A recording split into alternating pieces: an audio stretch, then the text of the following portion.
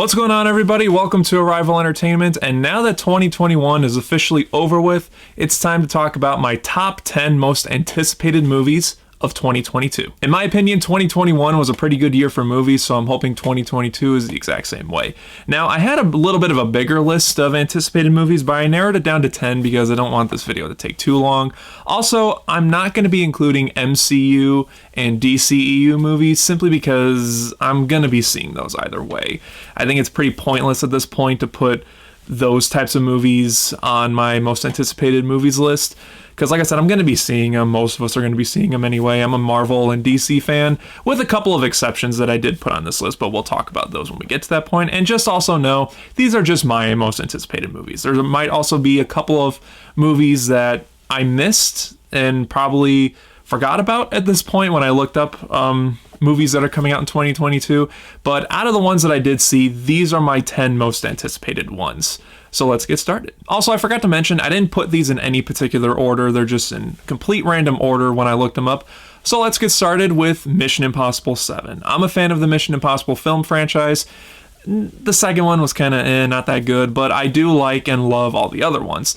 And with the previous one, Mission Impossible Fallout, being the best in the entire series, I'm nervous and curious to see how the seventh one is going to do. Obviously, it's the same crew coming back, so I should expect another great entry. I don't know if it's going to top Fallout. It'd be amazing if it topped Fallout. But either way, I'm excited for the series to continue. It doesn't seem like it's going to be losing any steam anytime soon. And like I said, with the same crew coming back, I'm expecting at least a good movie. If it tops Fallout, like I said, that'd be great. Next one up is Fantastic Beasts: The Secrets of Dumbledore. I'm also a huge Harry Potter fan. I've been a Harry Potter fan my entire life. However, the last Fantastic Beasts movie I thought was pretty bad. It doesn't really hold up at all. I rewatched it not too long ago, and yeah, it's my least favorite Harry Potter film by far. But with it being a Harry Potter entry, I'm of course excited for it. I really liked Jude Law as Dumbledore in the last Fantastic Beasts movie, so I'm excited to see how much bigger of a role he's going to be getting in this movie. And I know a lot of people are pissed off and upset about Johnny Depp not coming back as Grindelwald. Don't get me wrong, it's shitty that he got the shaft for that. Like, it's completely unfair and shitty. However, at the same time, I wasn't really that big of a fan of him as Grindelwald. I don't know why. I'm a big Johnny Depp fan, and I think it's absolutely horrible that he got shitted on by Warner Brothers. But when they said Mads Mikkelsen was going to be playing Grindelwald, I'm not going to lie, I got pretty excited about that. I'm a huge Mads Mikkelsen fan, and I'm not sure why I didn't like Johnny Depp as Grindelwald. I know a lot of people did. I just wasn't really. So it's completely terrible that he got shitted on by Warner Brothers, but I am excited to see how Mads Mikkelsen is going to be as Grindelwald. Next is Jurassic World Dominion. Very similar to Fantastic Beasts, I've been a huge Jurassic Park fan ever since I was a little kid, and the last Jurassic World movie I said was okay when I first saw it in theaters. If you watch my review now, I'm like, it's okay. I think it's middle of the road, but the past couple times I've watched it, I've really disliked it. I might have to do a review of it when closer to when Dominion comes out, but nevertheless, the last one was not good at all. But I did get excited when they said the original trio from the first movie was going to come back: Sam Neill, Jeff Goldblum, Laura Dern, and I do like Bryce Dallas Howard's character and Chris Pratt's character in these movies.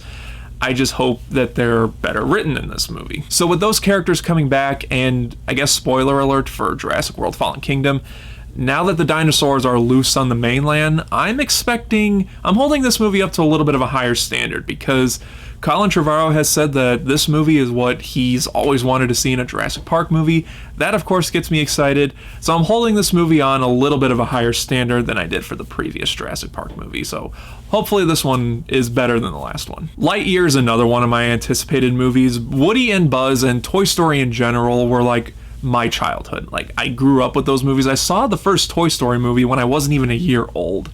So that you can't get any more authentic than that, for me at least. And I'm honestly surprised that it took them this long to make a Buzz Lightyear movie, a solo Buzz Lightyear movie that's not about the toy, that's about the character Buzz Lightyear. I know we had the Buzz Lightyear of Star Command hour-long movie that played a lot on the Disney Channel, and we had the Buzz Lightyear Star Command TV show.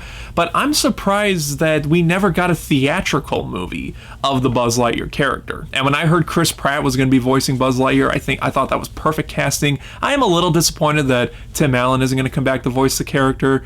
But when they said Chris Pratt was going to be voicing the character, like I said, I thought that's going to be perfect for replacing Tim Allen. And the trailer does look pretty good for this movie. So obviously, I'm going to be in the theater day one when this comes out. Next up is Halloween Ends. Like I've said on this channel before, I am a fan of the Halloween franchise, and I like the direction that this new trilogy is taking. I like the fact that it's ignoring all the other Halloween sequels and reboots and stuff like that, and it's ignoring the Rob Zombie movies. I like the fact that Michael and Laurie are no longer brother and sister, and considering how the last film ended, I'm not going to get into spoilers, but considering how Halloween Kills ended, I think we're in for a great showdown between Michael and Laurie in this next one. I know a lot of fans were disappointed with Halloween Kills, but I think with Halloween Ends, they're really going to give us a great conclusion to this trilogy. At least I hope they do. Next is Scream. I've been hearing talks about a Scream 5 for many years now, so the fact that it's actually happening now is pretty exciting to me. I do like the Scream franchise, even though the third one isn't really that good. The first one is one of my favorite horror films of all time, and I do like the second one, and I enjoy the fourth one. So I'm curious to see how this one is going to go, considering it's the first and only one so far that's not directed by Wes Craven. I don't know who the directors are. I think they're up-and-coming directors. I could be wrong on that, so don't hold me against that. So I'm more curious about how this movie is going to end up. The trailer looks great. You know, I was worried when it was announced that the film was going to come out in January, because horror movies in January usually don't mix. But when I saw the trailer, I said to myself, okay, it looks like they got something in mind for this one. So I'm hoping it's good, but if this one isn't really all that good, then I think just stop with the Scream movies at this point. The next one, I am for sure certain that it is going to go down in history as one of cinema's best films in recent memory, and that is Jackass Forever. They made a fourth one. Look, the Jackass movies and the Jackass TV show, they're not... I know what I'm getting into when I found out that they were making another Jackass movie. It's that type of disposable, trashy entertainment that everyone needs every once in a while. Everyone has a few movies or TV shows or whatever that they know is not good, that they know it's trash, that it is just made for entertainment value. It's not going for Oscars or any other type of awards, and for me, that's Jackass. I constantly watched the show and movies when I was in high school, even though the shows were and the movies were pretty much done with when I was in high school, but I constantly rewatched them. And like I said, it's trashy entertainment. And the fact that they're doing a fourth one, it did get me excited, even though, like I said, I know what I'm getting into with these movies. It's not going to be great by any means. I'm sure it's not. It's just going to be trashy entertainment, and that's what I want for Jackass. And if it gives me some entertaining laughs, then I'm perfectly fine with that. When it comes to Uncharted, I heard a lot of mixed reactions on the trailers and the casting and all that, but I think it looks like it could be a fun movie. I played a little bit of the Uncharted games with friends. My friends are obviously more into the Uncharted games than I am, because I'm not much of a gamer. So I'm basing my excitement on this movie how the trailer looks, and I think it looks, like I said, it looks like it's a lot of fun.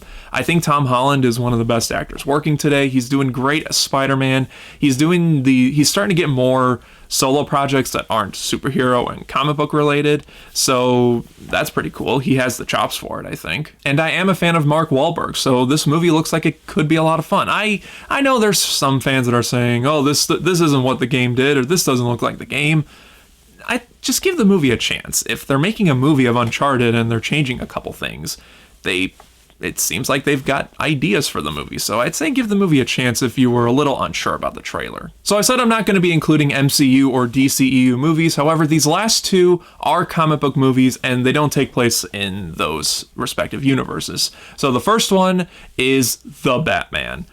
Every single trailer and promotional material I have seen for this movie has gotten me more and more excited than I was when they first announced it. With all the rumors going around that this is going to be the darkest and most brutal Batman movie, I'm hoping the movie's rated R. I really want to see an R-rated Batman movie. I don't know if we're going to get that. We might, considering this movie it doesn't take place in the DCEU, and the fact that Joker was an R-rated comic book movie that made a shit ton of money. There's a good chance they might take that route. And I've grown to really like and appreciate Robert Pattinson as an actor, so when he was announced as Batman, I got excited. I thought, you know what? This guy has been doing some pretty good work outside of the Twilight movies and all the other romance movies that he's made over the past handful of years and decades. So giving him a chance to do something like this, it feels like it's a chance for him to basically reinvent his career, so to speak. He's been known for over a decade now as just the sparkly vampire from Twilight, and I'm hoping this movie changes that to where he's known as Batman now. I know a lot of people said this movie just looks like The Dark Knight 4, and yeah, it does a little bit, but it hasn't stopped my excitement. I'm a huge Batman fan, and I'm really curious to see what they're gonna do with this one. And lastly, we have Spider-Man Across the Spider-Verse Part 1.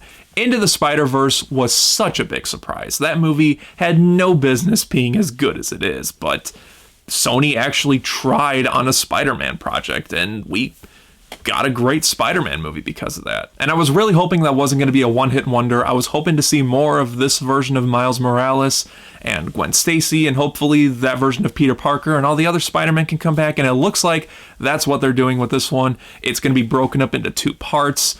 That's even better because I want more Into the Spider-Verse movies from that universe. And yeah, Into the Spider-Verse got me so excited for a sequel to it, and now we're getting a part 1 and a part 2, which is even more exciting.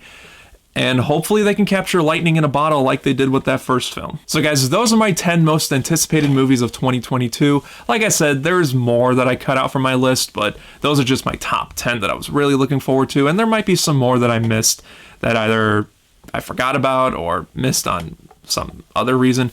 But nevertheless, let me know in the comment section your guys' most anticipated movies of the year. And just like always, guys, thank you again as always for watching. If you enjoyed this video, then don't forget to like and share it. Subscribe right here if you haven't already. And until next time, guys, take care.